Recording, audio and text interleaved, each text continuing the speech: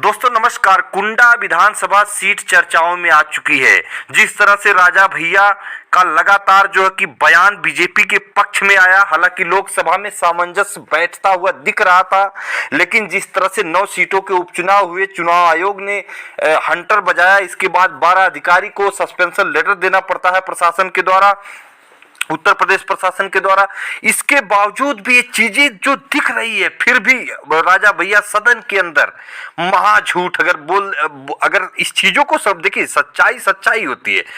फिर भी राजा भैया जो उपचुनाव में जिस तरह से प्रशासनिक कार्रवाई और तमाम चीजें हुई, फिर भी बोल रहे हैं कि ईमानदारी से चुनाव हुआ। उनके कहने का मतलब मकसद देता संबल हिंसा पर उनका एक तरफा बयान, तो निश्चित तौर पर भारतीय जनता पार्टी से वह राजनीतिक रूप से क्यों डरे हैं वह अलग मैटर है, लेकिन समाजवादी पार्टी अब जान गई कि राजा भैया के खिलाफ जो है कि प्रत्याशी कुंडा से उतारना ही पड़ेगा और गुलशन यादव ही राजनीतिक लोहा ले सकते हैं। यह बात तो सत्य है, क्योंकि राजा भैया के सामने अगर राजा भैया को कोई हरा सकता तो गुलशन यादव।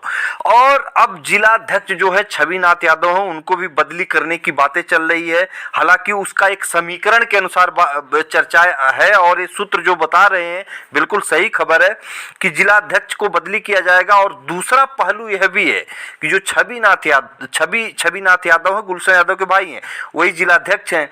अब उनको बदली करने का से पहले यह भी ध्यान समाजवादी पार्टी अपने मन में रख रही है कि छविनाथ यादव के अलावा कोई जिला अध्यक्ष अगर बनता तो वह भी जो राजनीतिक लोहा राजा भैया से लेना चाहिए वह राजनीतिक लोहा ले भी नहीं पाएगा। लेकिन सब समीकरण के मद्देनजर रखते हुए एक सामंजस्य बैठाने की तैयारी चल रही है, और उस पे क्या है जातीय समीकरण सब कुछ मैं बताऊंगा। सबसे पहले आपको बता दूं कि दरअसल राजा भैया 1993 से लगातार निर्दलीय विधायक चुने जाते रहे हैं। आपको मैं स्पष्ट बता दूं, समाजवादी पार्टी और बीजेपी के सहयोग से मंत्री बनते रहे हैं। सूबे में बीजेपी के कल्याण सिंह से लेकर राम प्रकाश गुप्ता, राजनाथ सिंह की सरकार में भी मंत्री रहे। तो नेताजी धरतीपुत्र मुलायम सिंह यादव जी की सरकार हो, चाहे अखिलेश यादव जी की मुख्यमंत्री कार्यकाल रहा हो, सत्ता में वो बने रहे, मंत्री बने रहे। ऐसे में पिछले 2.5 दशक से सपा कुंडा में राजा भैया के समर्थन में प्रत्याशी नहीं उतारती थी, लेकिन जिसके चलते आसानी से कुंडा की सीट राजा भैया जीत लेते थे। अब जो है कि अब फिर 2019 के बाद से खटपट शुरू हुई। आपको बता दूं कि 2022 में समाजवादी पार्टी ने बहुत जो है कि कद्दावर प्रत्याशी उतारा गुलशन यादव को। हालांकि अखिलेश यादव जी से रिश्ते बिगड़ गए थे बीच में। राजा भैया की जनसत्ता दल नामक एक राजनीतिक पार्टी भी उन्होंने बनाई। जो कि 2019 से लोकसभा के चुनाव में पार्टी के 2 सीटों कौशाम्बी और प्रतापगढ़ सीट पर उम्मीदवार उतारे थे, लेकिन दोनों में से कोई जीत नहीं सका। कुंडा क्षेत्र में यादव मतदाताओं का दबदबा है। वहां पर राजा भैया कुंडा में यादव, पासी, मुस्लिम और ठाकुर वोटरों के सहारे सियासी दबदबा कायम रखते थे, क्योंकि ब्राह्मण वोटर यहाँ उनके खिलाफ जो है कि शुरुआती दौर से रहा है, ये चीजें मानी जा रही है। हालांकि गुलशन यादव के बाद पूरी तरह से राजनीतिक पट्टियां जो है राजा भैया के उखड़ती हुई नजर आई।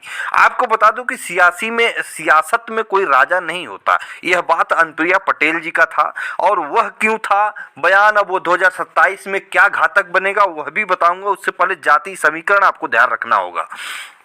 कुंडा विधानसभा सीट से सियासी समीकरण की बात अगर करते हैं तो सत्ता पक्ष में दिख रहा, मतलब आपको बता दें कि यहाँ पर जो है कि समाजवादी पार्टी के फेवर में चीजें आ रही हैं। यहाँ पर 75,000 के इर्द गिर्द सारा समीकरण बता रहा हूँ कि लगभग जो है कि यहाँ पे 60,000 के आसपास अगर देखा जाए। हालांकि ये जाति जनगणना बहुत पुरानी है, लेकिन उसी के इर्द गिर्द में जो कि 60 से 65,000 के आसपास यादव समाज की जनसंख्या है। यादव बाहुल्य क्षेत्र माना जाता है। 50,000 ब्राह्मण हैं अच्छे खासे, 55,000 मुस्लिम है, 30,000 कुर्मी भी वहाँ पर हैं, और 18,000 ठाकुर हैं, 18 से 20,000, 15,000 मौर्य हैं, 10,000 वैश्य हैं, 90,000 के करीब दलित मतदाता हैं, जिसमें यही एक कहानी शुरू, जिसमें दलित मतदाताओं में 90,000 दलित मतदाताओं में निश्चित तौर पर लगभग 70,000, 65 से 70,000 के आसपास जो है पासी समाज के वहाँ पे बहुलता है। तो सबसे ज़्यादा पासी समाज की बहुलता वो सीट है। और आपको बता दूं कि गुलशन यादव और छविनाथ यादव एकजुट हो गए, एकजुट के रूप से जो समीकरण बैठा रहे हैं। हालांकि छविनाथ यादव जेल में है, लेकिन आपको बता दूं कि यहाँ पर छविनाथ यादव एक राजनीतिक लोहा लेने वाले मतलब नेता हैं, जिलाध्यक्ष हैं। तो निश्चित तौर पर राजा भैया के लिए मुश्किलें तब आई जब 1.5 लाख, 2 लाख, 1.5 लाख, 1,30,000, 1 लाख के आसपास इर्द गिर्द वोटों से राजा भैया लगातार जीतते रहे, जब समाजवादी पार्टी ने कभी प्रत्याशी नहीं उतारा।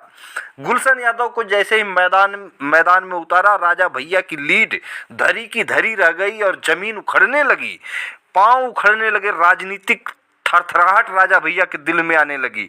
जो लीड 1 लाख पर लेकर 1 लाख वोटों से जो राजा भैया 1.5 लाख, 1 लाख, 1,30,000 ऐसे वोटों से जीतते थे लगभग, वह राजा भैया की लीड 30,000 पर सिर्फ एक बार समाजवादी पार्टी के प्रत्याशी 2022 में उतारने पर आ गई।